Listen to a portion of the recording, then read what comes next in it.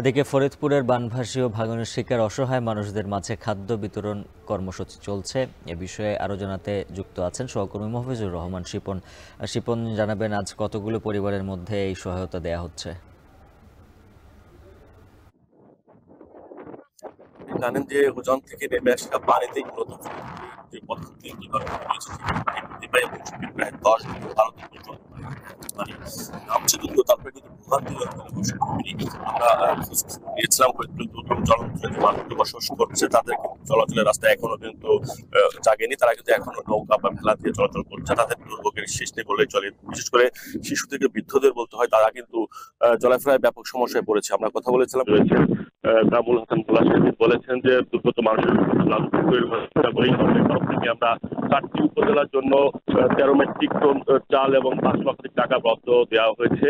এবং বিশেষ করে আলমডাঙ্গা উপজেলার যে হতদরিদ্র গৃহহীন মানুষের জন্য যে স্বপ্ননগরে রয়েছে, সেই স্বপ্ননগরে 250 পরিবার বসবাস করছে। সেই 250 পরিবারের পুরোটাই কিন্তু পানিতে ঘরের মধ্যে পানি ছিল।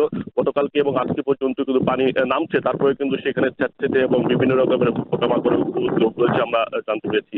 তো আলফাডাঙ্গা উপজেলা নির্বাহী অফিসার রাসেল ইকবাল আমাদেরকে জানিয়েছেন যে এখানে 250 পরিবার রয়েছে, তাদের প্রত্যেককেই 15 কেজি করে চাল দেওয়ার ব্যবস্থা সরকারিভাবে করা হয়েছে গতকাল এবং আজকে দেওয়া হচ্ছে সেখানে।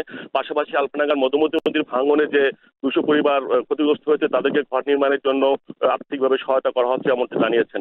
অন্যদিকে আমি কথা বলেছিলাম ফরিদপুরের জেলা ত্রাণ কর্মকর্তা যিনি রয়েছেন সৈয়দ আরিফুল হক, তিনি বলেছেন যে চরভদ্রাসন, সদরপুর এবং ফরিদপুর সদর এই 3টি উপজেলার জন্য প্রত্যেকটি উপজেলার জন্য 3 মেট্রিক চাল এবং 2 লক্ষ টাকা সরকারের তরফ থেকে আমরা ছাড়পত্র দিয়েছি এবং সেটি পর্যায়ক্রমে জেলার এই 4টি উপজেলায় কিন্তু বন্টন শুরু হয়েছে ইতিমধ্যে, সেটি আমরা জানতে পেরেছি। তো পানি উন্নয়ন বোর্ডের যে নির্বাহী প্রকৌশলী রয়েছে রাকিবুল হুসাইন, তিনি বলেছেন যে পানি কমার সঙ্গে সঙ্গে প্রথম দিকে পানি বাড়ার সঙ্গে সঙ্গে যেমন নদী ভেঙেছে এবং পানি কমার সঙ্গে সঙ্গে কিন্তু এখন কিন্তু নদী ভাঙন প্রবল হয়েছে এবং সেই প্রবল হওয়ার ফলে কিন্তু মানুষের কিন্তু বিভিন্ন সরকারি সম্পত্তিও কিন্তু বিলীন হচ্ছে নদীর গর্ভে এবং সেই নদীর গর্ভ বিলীন হওয়ার থেকে রক্ষা করার জন্য সরকারিভাবে তারা অতি গুরুত্বপূর্ণ স্থান চিহ্নিত করে, তারা যেখানে মানুষের ক্ষয়ক্ষতি বেশি হবে চিহ্নিত করে সেখানে কিন্তু তারা জিও ব্যাগ ডাম্পিং করে ভাঙন প্রতিরোধের চেষ্টা করছে।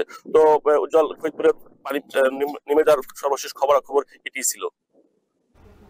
মফিজুর রহমান শিপন যুক্ত ছিলেন ফরিদপুর থেকে।